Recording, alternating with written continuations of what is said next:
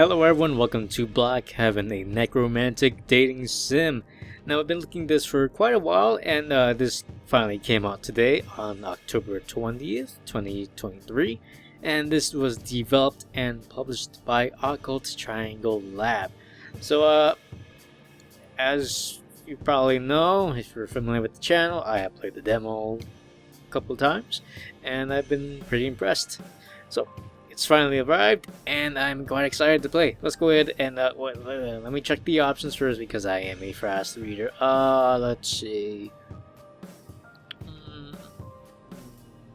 Text display. Yeah, it's on max speed. Yeah, that's fine. I also like that main menu music.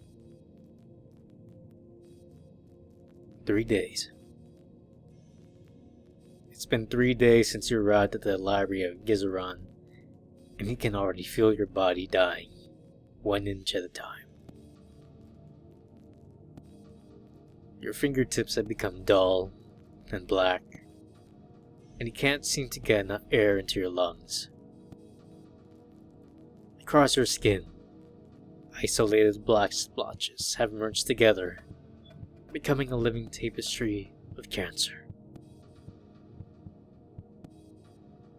As you feverishly rifle through the shelves, searching the ancient spines for books on diseases, your mind begins to slip in and out of consciousness. Minutes and hours pass in a blur, until finally you collapse against the shelves and roll onto your back. You look up at the cavernous roof of the library, hung with stalactites.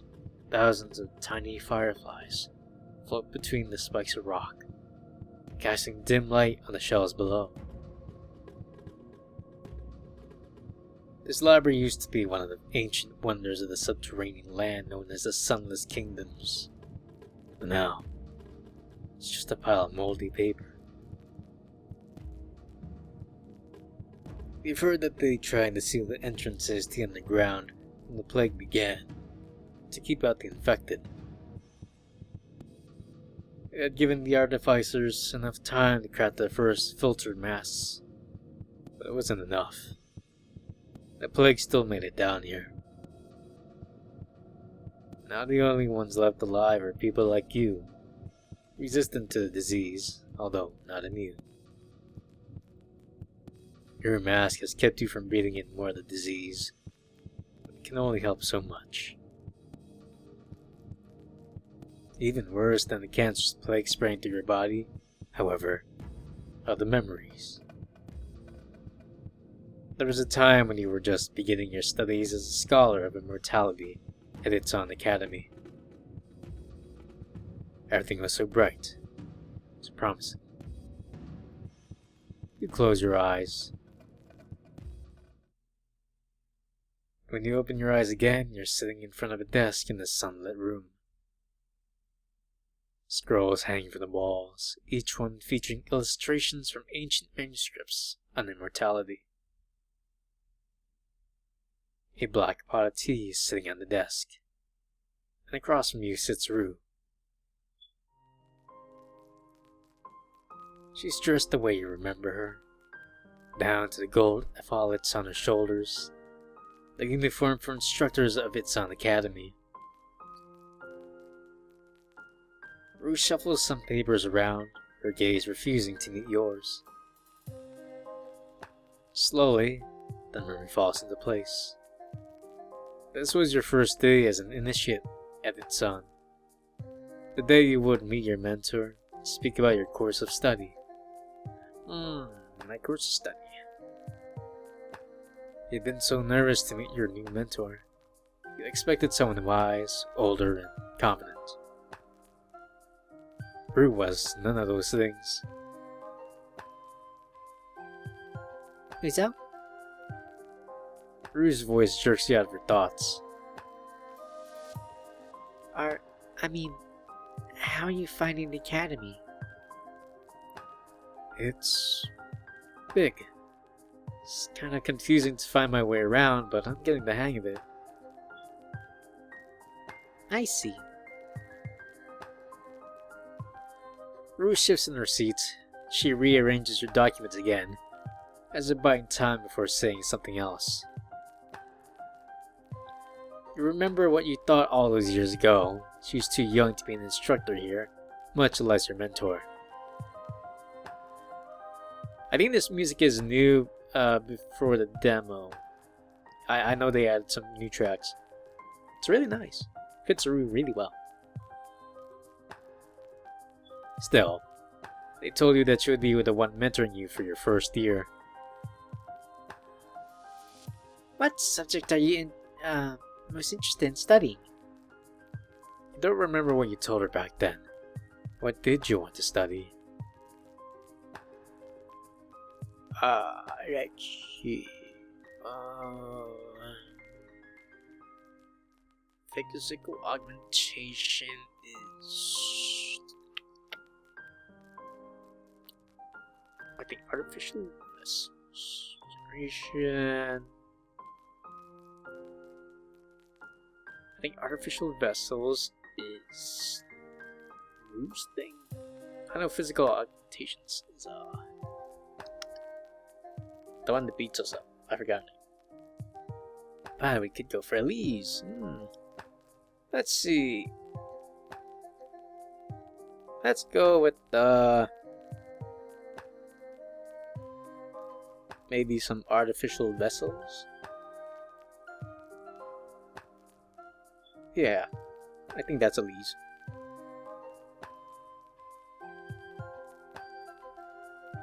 The study of artificial vessels deals with the art of creating bodies from wood, metal, or other materials and attaching one's soul to them. Those who practice this art treat their artificial bodies like works of art and strive for an existence beyond the flesh. I think this is artificial vessels.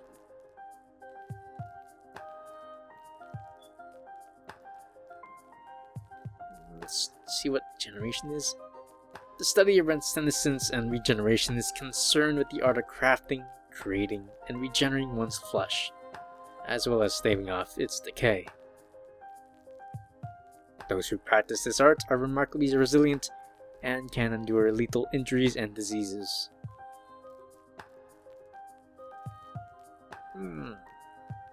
Let's take a read at physical augmentation.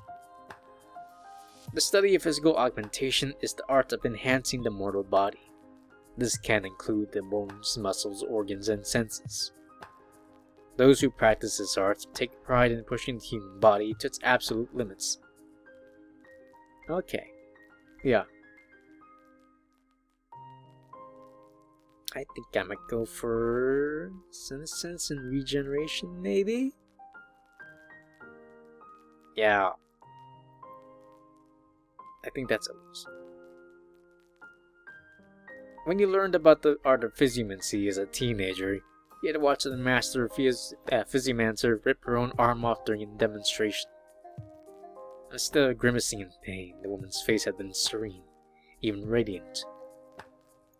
After a few seconds, the blood stopped dripping, and before your eyes you saw the fibers of muscle start to grow like worms, interweaving and tightening until her boneless arm was whole again.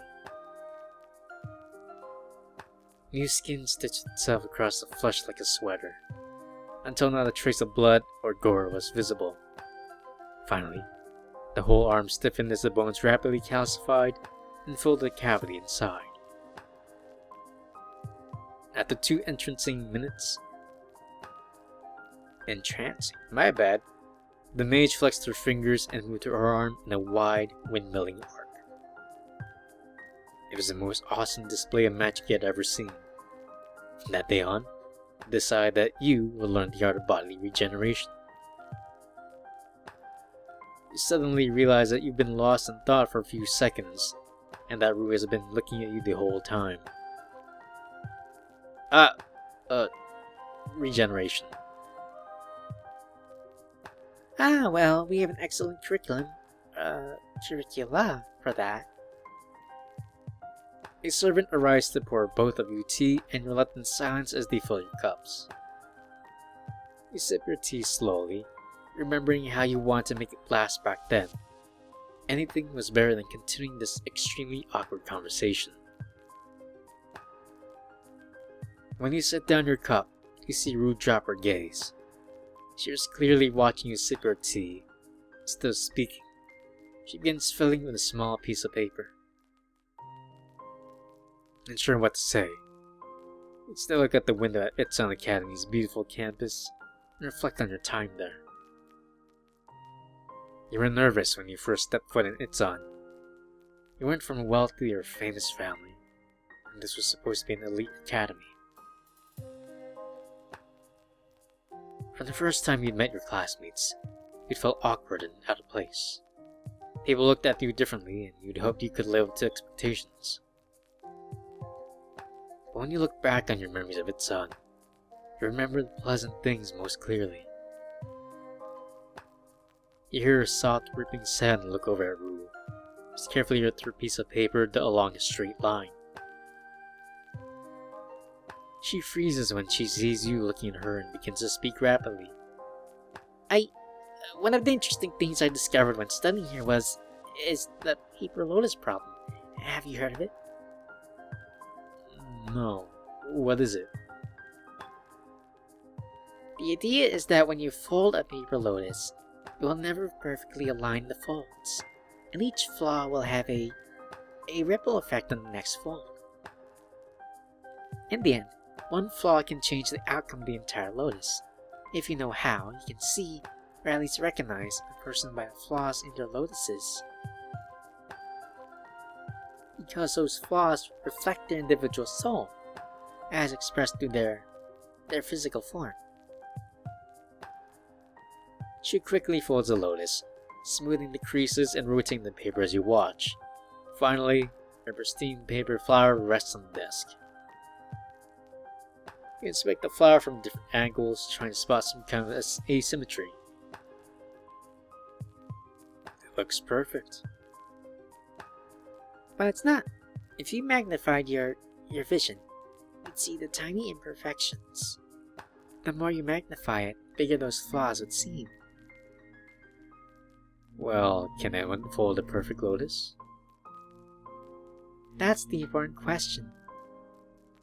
For anyone to obtain the perfection in any form, even in something as small as a paper lotus, they will need to align their body, mind, and soul with the principle of perfection. In that moment, they'd become perfect, at least in a sense. Maybe you could attain that for a moment, but eventually you'd need to return to your normal flawed state, like entropy. Slowly, old concepts rise on your memory. The principle of perfection, entropy, metaphysical symmetry. You haven't thought about all those things in years. At the time, though, you didn't know what Rue was talking about. Instead, you just asked for a piece of paper. Can I have a piece of that paper? Oh, sure. She hands you a piece, and you gaze at the designs dyed into it. It's cloth-like paper, the kind that gets a little stiff when you fold it. You start to fold it in half and stop. You hadn't learned how to fold a lotus yet. Originally, you tried something different. You take a small, sharp knife out of your pocket and start to cut lines into the paper. As you cut, you keep talking. Let's see. I think there can be beauty in our flaws. She frowns. There's nothing beautiful about flaws by nature. If they're beautiful, they won't be flaws. I don't think that's right. To my old master, a perfect teacher would be authoritative and professional. Those types of teachers make me nervous. If you came in here acting that way, I probably would have been intimidated. But instead, we're just sitting here talking like two normal people. And that makes me feel a lot more comfortable with you being my mentor. You look up and smile bashfully at Rue, who opens her mouth to speak. Instead, she breathes out a sigh of relief and smiles. I'm glad to hear that. I've never taken on students before, and this is not my usual. I'm not usually comfortable with teaching new people. Rue watches you slice the cuts into the paper. After a minute, she speaks again. If you're trying to cut along the full lines to circumvent the problem with inexact creases, it doesn't work. You smile and don't say anything, remembering how the pattern cuts went. When you finish, you unfold the paper and reveal an intricate little snowflake. Rue's eyebrows rise, and she holds out her hand. You give her the snowflake and watch her face light up with a smile. I never thought of cutting it like this. It's the same sort of ripple effect. One little cut affects the whole design, right? She looks at you and nods. Yes, this is exactly what I was talking about. Can I keep it? Sure. Rue looks down at the paper lotus and picks it up with her fingertips. You can have this. You take the lotus in your palm and cradle it, looking at it from all angles again. No matter how hard you look, you can't see the flaws in it. Thank you, Master Okazi. Oh, you can just call me Rue. I'm not a master quite yet. The lotus feels so small, so delicate in your hand. It'll only take a tiny amount of force to crush it, but that makes you marvel at it even more. When you look up from the lotus, you find Rue looking back at you. She hurriedly looks down, embarrassed. After speaking with Rue, it was time for your first session of martial arts, which was required for initiates. You'd never done much physical exercise as a scholar, so you were a bit nervous.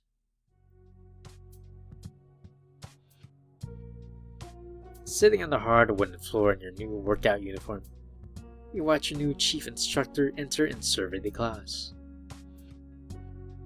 Ah! My name is Master Izam, and I'll be your guide to the intricacies of physiomancy for the next several years. Some of you already know me. Here at Itzon, our classes contain a mix of new students as well as the experienced. We believe in a holistic education, one where even beginners have something to teach their elders.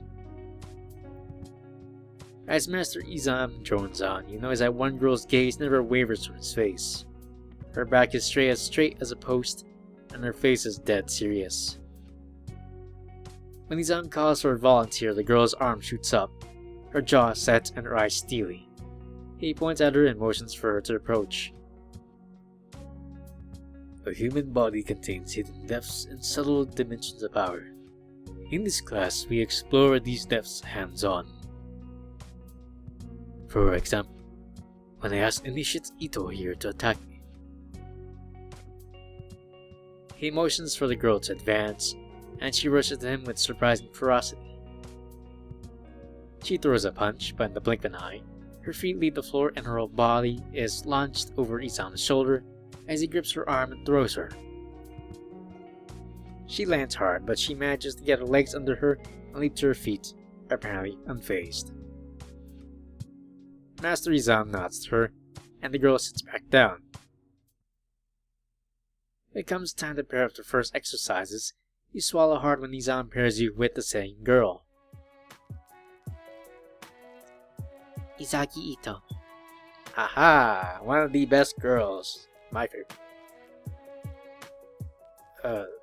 Uzozini. The girl just nods and flexes her fingers.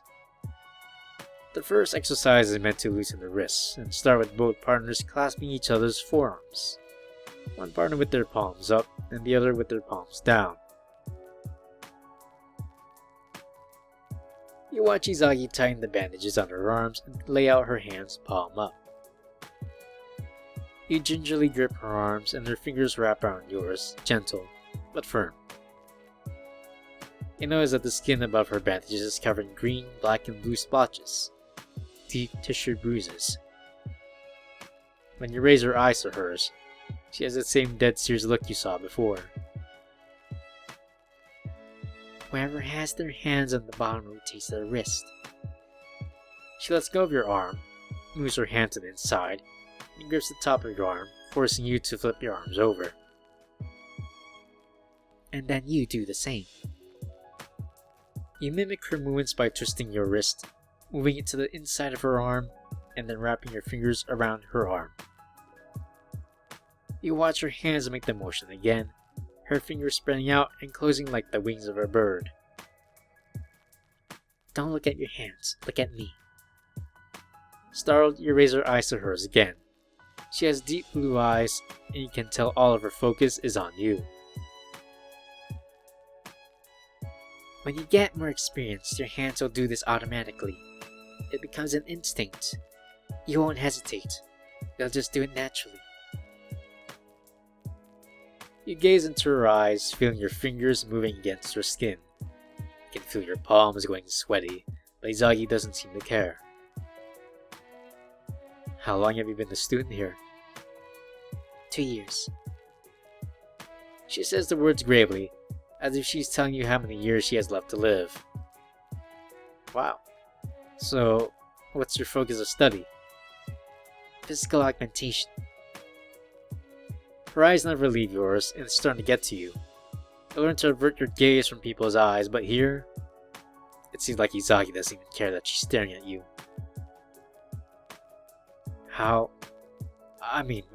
What's augmentation training like?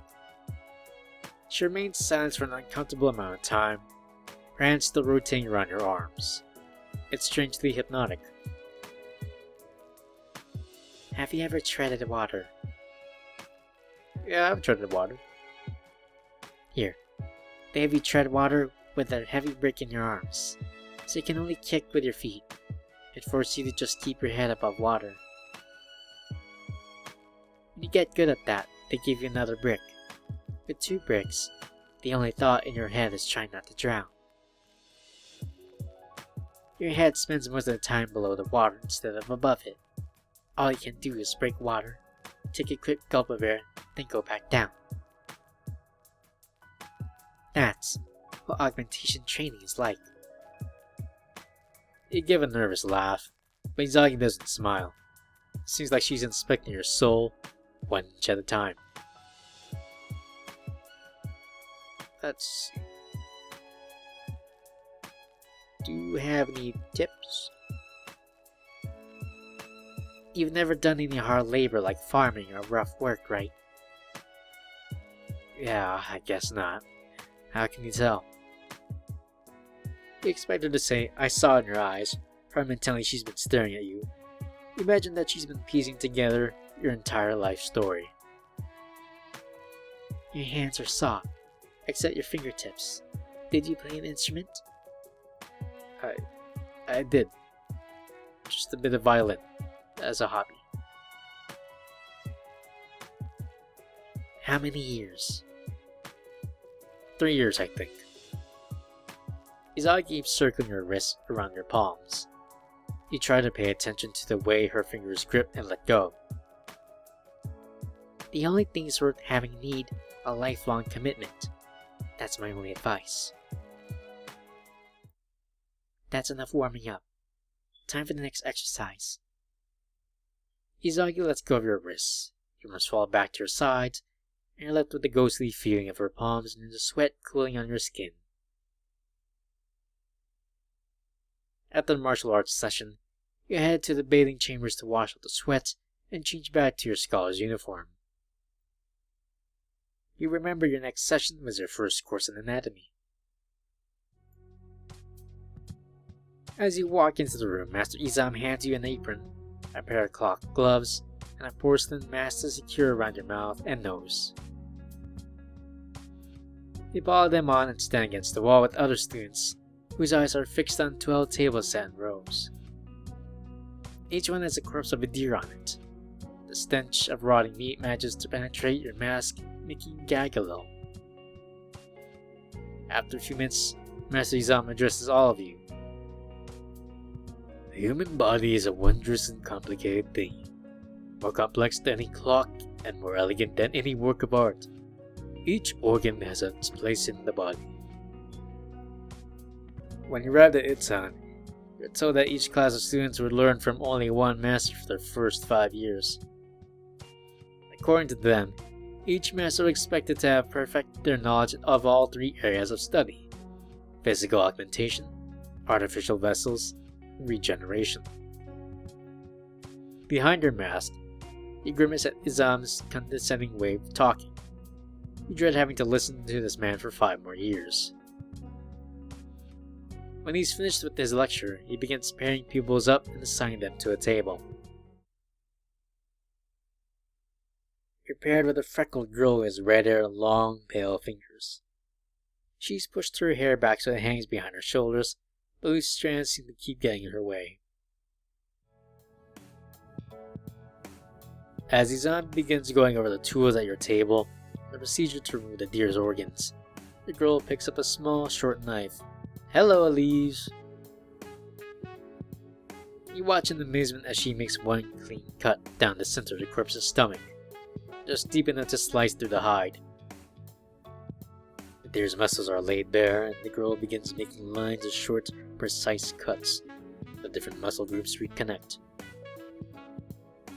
You lean over to whisper to her, hoping Master Izan doesn't notice. "What are you doing? We're supposed to wait until he..." That's boring. I already know all this stuff. Here, hold this." She hands you the knife, stained with congealed blood and a yellowish fluid.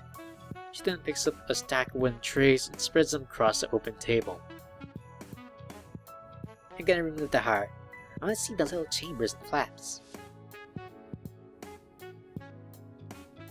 "Initiate Bouveau, is there a problem with your specimen?" No, we're good. It's a good deer."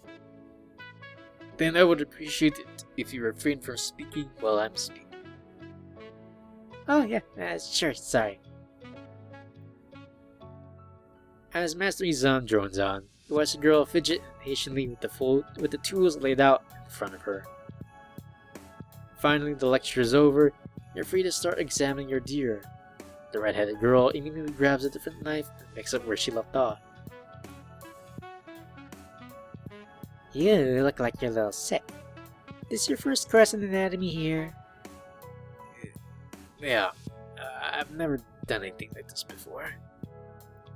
The girl slides her hand between the organs, pulls out a pile of intestines, which she hands to you. You immediately drop them on one of the trays. "Totally green, huh?" "Thought so. Once you get over the blood stuff, it's easy. I've heard that once we're 5th-year students, we get to start working our own bodies. I've always wanted to be a little tall." Isn't messing with your own body kind of dangerous?" You watch the girl deftly separate the organs from one another and sever the arteries connected to the heart, one at a time. "Only if you don't know what you're doing." "What was your name again?" "Oh, right, sorry." She sets the heart on a new tray and swings her head to get all of her hair behind her shoulder again, then reaches out with her gore-covered glove. "You can call me Lise. What's your name?" "I'm Uzo." "Nice to meet ya. I'm studying artificial vessels for the soul here." "I'm guessing you know a lot about surgery and stuff, huh?" "Yep. Spent a lot of time studying anatomy before I got here. I heard the students here were really serious, but it seems like most of them don't like to get their hands dirty." "Oops, I chose Rue instead of Elise. Ha ha, oh well." She turns to you, her green eyes seeming to focus on you for the first time. "Maybe I'll do my best to, approve of Elise or Izagi in the meantime." "What about you? Do you care about getting your hands dirty?" "That doesn't bother me." Elise smiles at you with bright white teeth. She lifts the hem of her school jacket, exposing her bare, freckled hip. A row of stitches runs across the skin just above her kidney. "Me neither." I like her smile, it's very cute. She starts to slice open the deer heart, and I find the contours of the muscles. "You want to just put your hand right here." She guides her hand so that it's gripping half of the heart. But slowly she works, and soon the entire organ is laid out like a peeled orange. Lee starts pointing out the different structures of the heart. The ventricles, the chambers, and the channels for the blood. Few hearts are almost identical to human hearts, but they're bigger. Isn't that crazy? Something with 4 legs and a bunch of fur, yet the same heart. Yeah, it's pretty crazy. You know, pigs' hearts are even more similar to ours. You can even use them for transplants. She pats her apron, just above your heart. At the 10 minutes, Elise finishes emptying the chest cavity of the deer. Look around at the rest of the students and find that some of them have barely progressed beyond separating the muscles with their knives. I wish they would have given us something interesting, like a cow. Deer are so simple. Cows have like 4 stomachs and mesovers too. You can't tell by looking at the gory tableau spread across her table and admire Lisa's skill, not to mention exuberance. Despite some pools of blood and fluids, everything is laid out neatly on trays as if you were baking a morbid cake. Watching her do all this with genuine excitement and nonchalance makes you feel like this wasn't such a big deal. Maybe all the dread and disgust was all in your head. When you open your eyes, the smell of blood and meat still lingers in your nostrils. Overhead, you can see the fireflies flying between the stalactites of the library gizzard. You can feel the hard stone floor beneath your back. There's something wet move and feel something sting in your chest. The smell of blood is stronger. Ah, you're awake. Unfortunate timing for the both of us. Something looms over you. A person. They're wearing a smooth, shiny metal helmet that covers their whole head. It's like it's been molded to fit their skull, and it has no eye holes. A complete set of human teeth has been built into the jaw of the helmet, giving it a terrifying grin. You raise your head from the ground and look down at your chest. Your jacket and shirt have been sliced down the middle. You can see that the skin once covering your chest has been peeled and pinned back with silver pins, like a butterfly in a board. Just some friendly advice here. Try not to scream. I was in the process of removing your lungs, and screaming is going to be, well, it's not going to be good for you. What? Start trying to push yourself up on your elbows, but the figure pushes you gently back down. I thought I checked her pulse, but it looks like I was too hasty. In a haze of panic and horror, a thought occurs to you. This man is operating on your chest. Would have seen your heart pumping, wouldn't he? My heart! You should have seen I was alive! Oh, this? The man picks up a small wooden box and lifts a blood-smeared heart out of it. You let your head fall back down to the floor. This guy knew you were alive. Just didn't care. Just kill me already. Harvest my organs. Whatever you want. I deserve it. Well, you're taking this better than I could have hoped. But I feel compelled to ask. Why do you want to die? I don't want to talk about it. Well, you got about 2 minutes left before your body realizes it should be dead. I think that's long enough for a story. You look at his eyeless helmet blankly. The memories of your time at the academy flit through your head. Rue, Izagi, Lise. There's no doubt in your mind that they're dead by now. Everyone you know is gone, killed by the plague, and it's all your fault. I was the one who started the plague. Me and my mentor, Rue. Everyone's dead because of us. Now, that's a story I'd like to hear. You hesitate. You don't know this person at all. Digging up those memories now is almost more painful than dying. Something spurs you on. Maybe it's a deep-seated need to confess what you've done, with a desire to talk to someone, anyone, about what happened. Okazi, my mentor.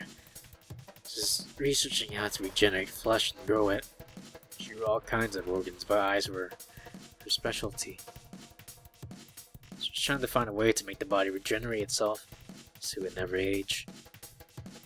Just using yourself as an experiment in something went wrong. From there, the words began to pour out of her mouth.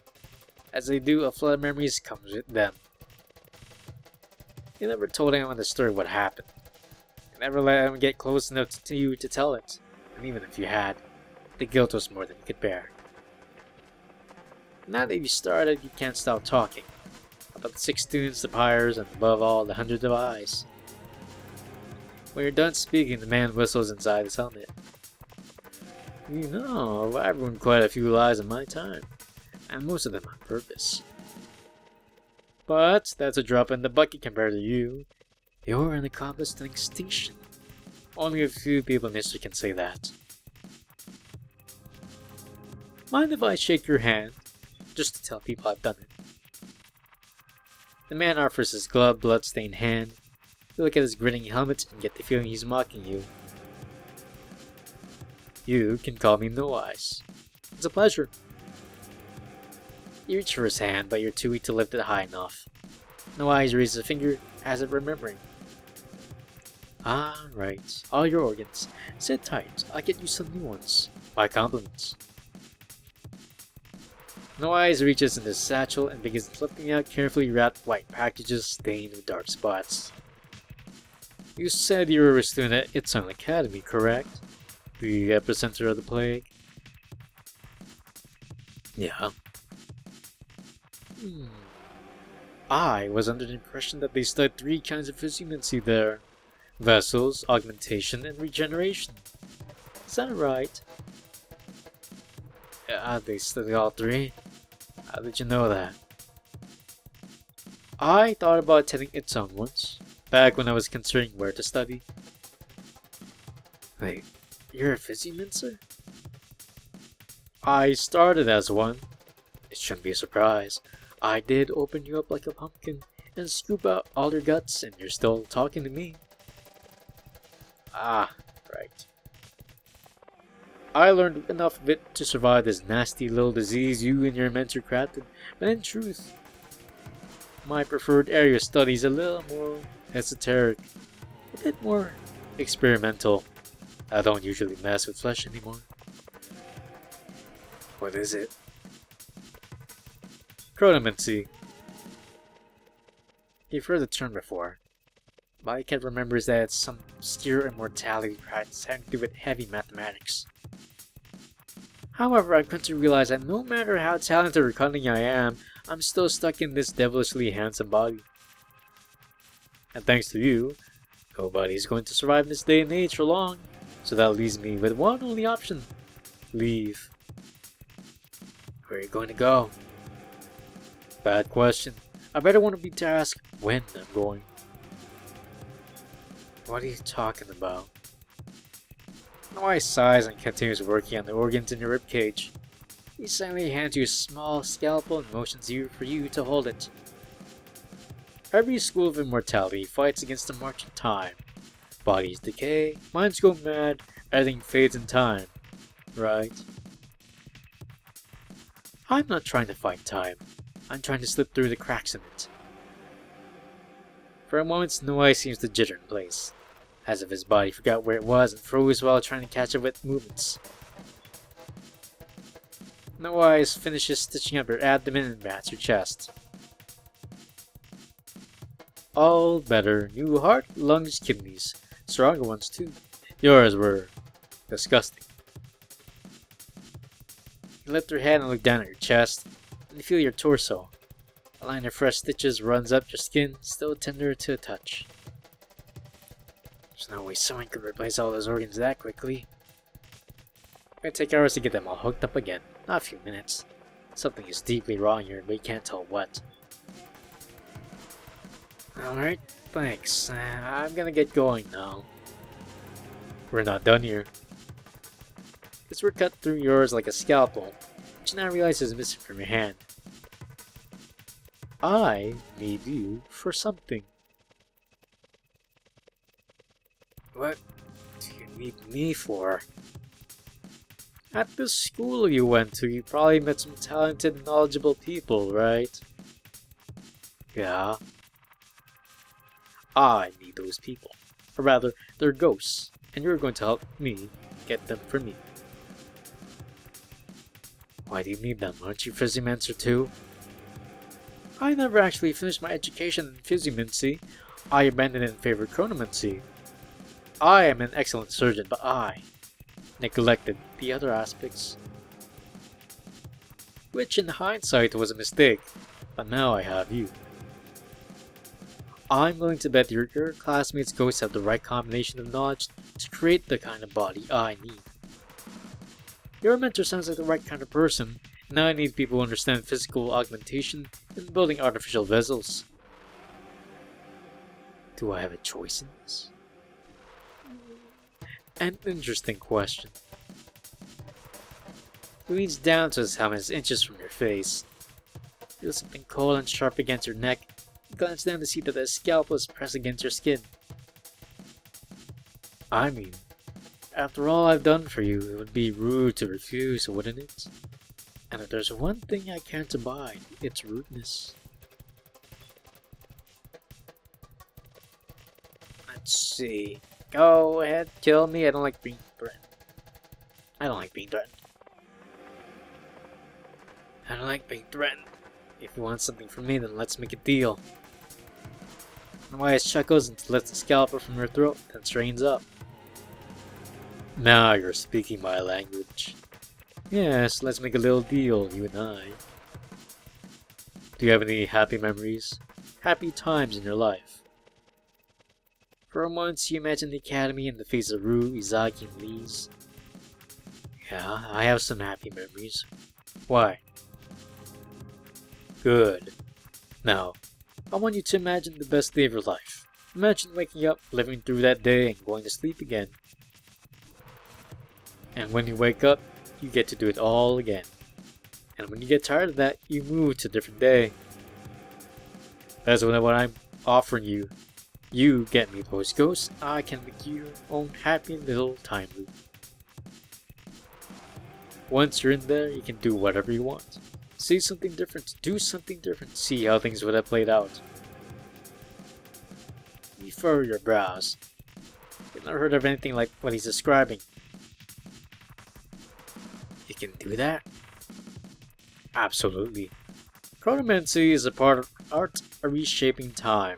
And I'm the one of the only people out there who hasn't gone insane mastering it. It still sounds far too good to be true, but you decide to play along. Okay, I'm interested. But I want to prove that you can do it. The loop thing. I want to be sure. Fine. You want a demonstration? Get up. Pull up your sleeve. Get to your feet, grunting with pain from your stitches. You pull up your coat sleeve, and Norai's grips your arm in both hands, and murmurs a spell under his breath. As you watch, a black design begins to etch itself into your skin, a circle, and 3 circles inside of it, then dozens more tiny circles filling the blank spaces inside. This is a little different, but I'll prove I'm not lying to you about my abilities.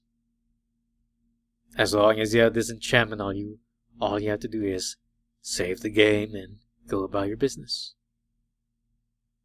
Okay. I still have my saves from the demo. I'll save here. That's my main save. At any point, you can decide you don't like how things played out and load a saved game. If you do, you'll be back where you were before. Go ahead. Try it. Got it? No Eyes reaches into his satchel, pulls out an old rusty reel lock pistol, which he immediately levels at your head. As he pulls the trigger, you duck your head. There's a loud crack and the bullet hits the books behind you, throwing up a cloud of dust. Nicely done. Looks like you found a reason to live. No Eyes puts away the smoking pistol and claps you on the shoulder. Now, if we're going to be partners in this little endeavor, I think we should be honest with one another. Honesty is the foundation of trust. Okay. What do you want to be? honest about. I lied about replacing your heart. You clutch at your chest, trying to feel the beat of your heart. Instead of a steady rhythm in your ribcage, you feel nothing. What? Then how am I alive? Let's talk about that after you sign contract, huh? Noai pulls a scroll from his satchel, along with a ragged black quill, and rolls the parchment, which is revealed to be blank. He whispers a few words, and the page was a black, spidery writing whose paragraphs begin to weave together like a miniature labyrinth. I've never liked handshake agreements. Too informal. Contracts are much safer for both interested parties. All you have to do is sign at the bottom. It just says that you're going to bring me the souls of 3 people who are educated in the arts of artificial vessels, regeneration, and physical augmentation. 1 person for each discipline. In return, I'll grant you the ability to remove your cross-relive timeline, etc., etc. Your eyes run over the dense, cramped lines of writing. You're quickly lost in the complex web of footnotes and nested clauses. However, one passage catches your eye. Breach a contract. The contractor violates the required terms, either willingly or unwillingly. They seek control of their soul to the employer. In such cases, the employer will use whatever means, magical or mundane, to collect the soul, which then becomes their sole property. What's this part about breach of contract? Just in case you have any second thoughts while out on your own, that won't be a problem, will it? Noise hands you the quill. You take it tentatively. You skim over the rest of the contract, and your eyes come to rest on this header titled Compensation. The contractor will receive a custom-made enchantment created by the employer that will allow them to relive chosen periods within their life at will. You raise the point of the quill so that it hovers over the signing space. You look up at No Eyes, who's watching you with his unchanging grin. I know there's something buried in this contract. Something else that's going to screw me over. You've hidden it somewhere. Ah, that's paranoia talking, which, though admirable, is misguided. I've screwed you over 6 different ways of that contract anyway. But we're friends, remember? If you sign that, we're both getting exactly what we want, and nothing less. You look at Noise for a few seconds, searching his words for any traces of subterfuge. You can't find any, but that just makes you more worried. Are you lying to me? No, I wouldn't lie to you. Not about this. His words sound sincere, almost melancholy. It's unexpected. You look down at the contract and sign your name, then hand it back to No Eyes. Thank you. You said that we're going to do this. We have to trust each other. Can I ask you a question? Fire away. Alright, so after I bring you these ghosts and you get what you need from them, what are you gonna do with them? Ah. Well, I'm gonna get pretty hungry while I travel around for eternity, and crackers aren't going to cut it. When you're going to eat them? Necromancy is hard on the soul, cause it to fray. I need someone else's soul to act as raw material to repair mine. It's like unraveling a tapestry and adding thread to a rug, except the tapestry is still conscious. Is there pain? No Eyes laughs. Pain is tied to the flesh. All pain is just your body telling you that it doesn't like something. When your mind tries to make sense of being consumed, it tries to summon up the sensation of pain to get you to run, but all it gets is this cold, empty feeling. The mind really does a soul no favors. As more as a soul starts to drain out, the mind keeps trying to keep the ego together. It's like a guy who's lost half his jigsaw puzzle trying to salvage the puzzle. He tries to force different pieces together, and that just makes it worse. I don't understand what you mean by that. When your soul is unraveling, your mind is spinning dreams to ensure you're alright, but it keeps making nightmares instead. And to the person concerned, those nightmares seem to have gone on forever. You know what an asymptote is? He's trying to remember the term. Yeah. It's a boundary that's a line that Grav approaches but never actually reaches. Exactly. As the soul unravels, it approaches annihilation, but never quite gets there. It's fascinating, really. So the people I bring you, they'll be living in an eternal nightmare while you eat them. Trust me, you won't care. As soon as we get you squared away, this whole reality is going to be a moot point.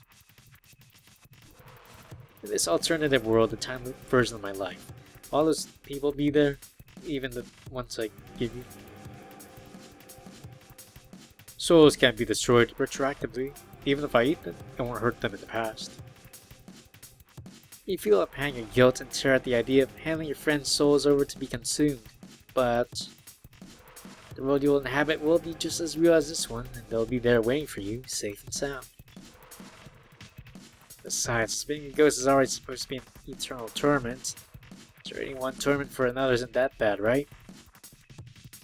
You shudder a little and push the thought far, far back to the back of your mind.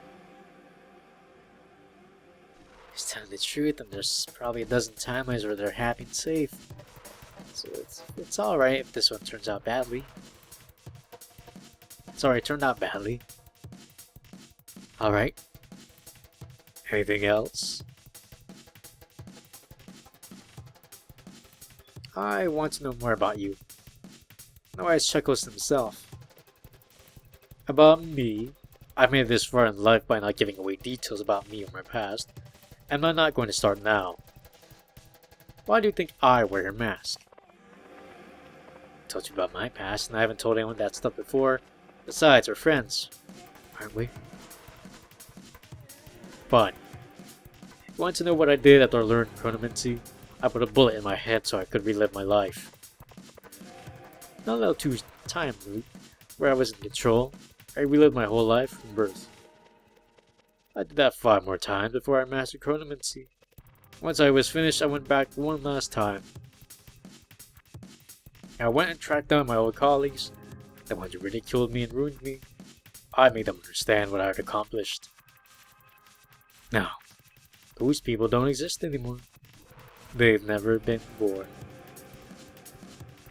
I'm the only one that still remembers them, and sooner or later they won't even have that. That's who I am.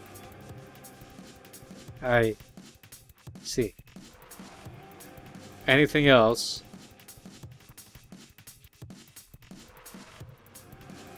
Nothing else. Well, I'm glad we had this chat. I feel like we're closer already. He jitters in the air again, and you feel a weight suddenly appear in your chest. There's your new heart. See, I'm a man of my word. You admit that you lied about replacing it? You want me to sign a contract first? What are you? A lawyer? You're the one who made me sign a contract? Norris raises a finger to object, then seems to think better about it. Touché. Some minor indiscretions aside, I think you'll find that I'm usually a man of my word. Yeah, whatever. Take this, you're gonna need it for the souls. He reaches into his satchel and tosses a leather-bound book studded with steel fittings and a small worn lock. Grimoire. Best way to capture ghosts. If you can get them to touch one of the pages, it'll seal them inside. I want that back in one piece. Sentimental value. You look down at the grimoire, then back up at no eyes. I did have one more question, actually. If it's about me or my past, I'm going to squeeze your lungs out until you shut up. I've never caught a ghost. I don't know how to do it. Really? I thought you were educated. I know there are rituals you can use to trap them in some No Eyes raised his hand dismissively. Real necromancers don't need those. How do they capture ghosts? They talk to them.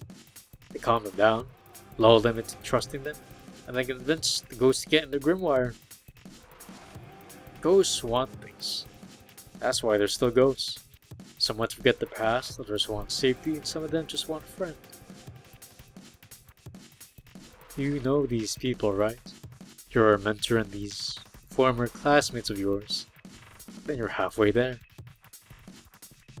If they recognize you, trust you, then all you have to do is talk them into it. If that doesn't work, trick them, threaten them, scare them. They're just people after all, and people can't be manipulated. But ghosts can hurt you, and they're insane. They're not technically insane, they're deluded, like most mortals are. It's a fine line. Some of them are wrapped up in anxieties or passions or desires, and much of a necromancer's job is to feel those out and figure out how to turn them to their advantage. It's easier than it looks. One of the simplest ways to get a ghost to trust you is to bribe them with something they want. If you figure out what they like, you can reel them in with that. Or if you're lucky enough to find their corpse, you can threaten it. Most ghosts still refuse to believe they're dead, so they'll try to defend their old bodies. A lot of them get angry if you tell them they're dead, so be polite about that. You sigh. I feel like there's something you'd be much better at. One last thing. I want to make sure this is crystal clear before we part ways. I'm your only hope at getting out of this reality, and you're mine. Remember that. It should be the last thing you think about before bed, and the first thing you think of when you wake up. I want out, even more than you. If you can believe that. If you double-cross me or try to renege, well, people like us, we understand the limits of the body, how much blood can be lost, how much pain can be endured. Eventually the mind becomes divorced from the flesh. If chronomancy has taught me one thing, it's that time, not pain, is the real torture. When all you have is time, the mind begins to eat itself. It realizes it's trapped in that skull and it wants to get out. It wants to stop being awake. Reality becomes more painful than anything I could do to your flesh. And I will make sure that you stay wide awake forever. That's what's waiting for you if you break our little agreement. Understood? Yes. Noise gives a short, bitter laugh. I don't think you do, but if you cross me, we will. You will. Count on it. Now get going. I've got some books I want to track down while I'm here. If you need me, just write something in the grimoire. I'll write back when I get a chance. He'll write back? What does that mean? Alright, so I'll head out then. You get up your bedroll, backpack, lantern, and the rest of the things while No Eyes browses the shelves. Once everything's been packed up, you have your backpack and slip the straps over your shoulders. Goodbye, good luck, safe travels, farewell, and come back alive or I'll kill you. You start walking down the aisle, looking up at the fireflies silently floating above your head. There's a question that's been nagging you ever since No Eyes suggested finding the ghosts of your mentor and classmates. You turn around and look back to where No Eyes was standing. What if they don't? Your words trail off as you gaze down the empty aisle. No Eyes is gone.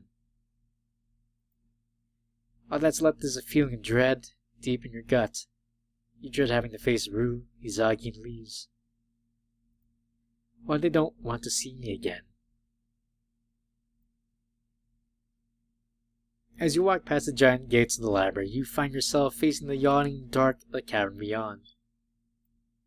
You kneel down and take out your lantern, and a few seconds of struggling to get the match to strike, it bursts into flickering light and glints out the cobblestones beneath your feet. Well, environmental art. That's cool. But Unfortunately, I'm gonna stop here. But if you're enjoying what you're seeing so far, please subscribe if you wanna look up for more. Anyways, please leave a like and maybe leave a comment about what you think so far. And if you're interested in this visual novel, I'll put the links where you can get it down below. Anyways, thank you. Take care.